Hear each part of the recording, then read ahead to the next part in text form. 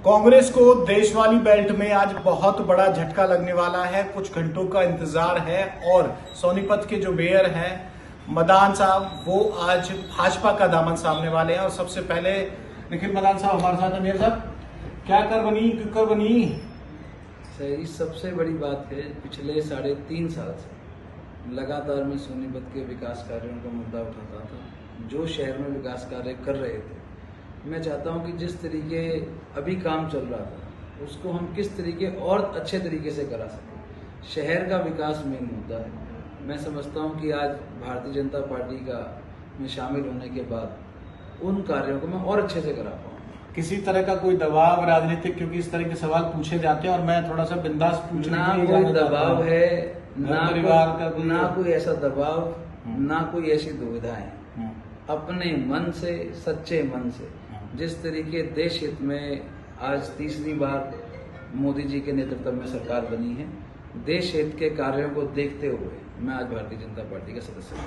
कौन कौन शामिल करवा रहा है, कितने बजे ज्वाइनिंग है आप लोग? हमारे केंद्रीय मंत्री माननीय श्री मनोहर लाल खट्टर जी, हमारे मुख्यमंत्री जी माननीय श्री नायब सिंह सैनी जी और हमारे नए प्रदेश अध्यक्ष मोहनलाल बड़ोली जी, आज इन तीनों के नेतृत्व में मैं समझता हूँ ये बड़ा गर्व का अवसर है। मैं तीनों के नेतृत्व में ज्वाइन करूँ। 2 सवाल और हैं। हुड्डा साहब के, दीपेंद्र के बिल्कुल खास सलाह आप कहे जाते थे और पिछले चुनाव में मुझे लगता है कि आपकी जीत का श्रेय भी लिया था। मैंने वो चुनाव सोनीपत वाला कवर भी किया था।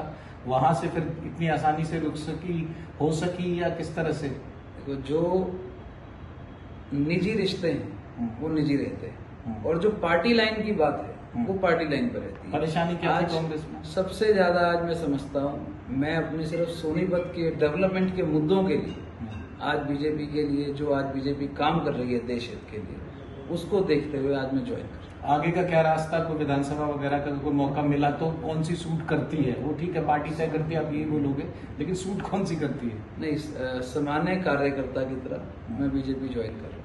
और दूसरी बात, जो विधानसभा सोनीपत है, ये हमारे निगम क्षेत्र का सबसे मेजर हिस्सा विधानसभा सोनीपत है। दूसरी बात, कोई ऐसी कमिटमेंट नहीं, कोई ऐसी बात नहीं। जो पार्टी जिम्मेवारी जिस तरीके लगाएगी उस तरीके हम पार्टी में कार्य करेंगे। दीपेंद्र से कोई मनमुटाव? कोई किसी से, जो निजी हैं, कोई किसी से मनमुटाव की बात नहीं है।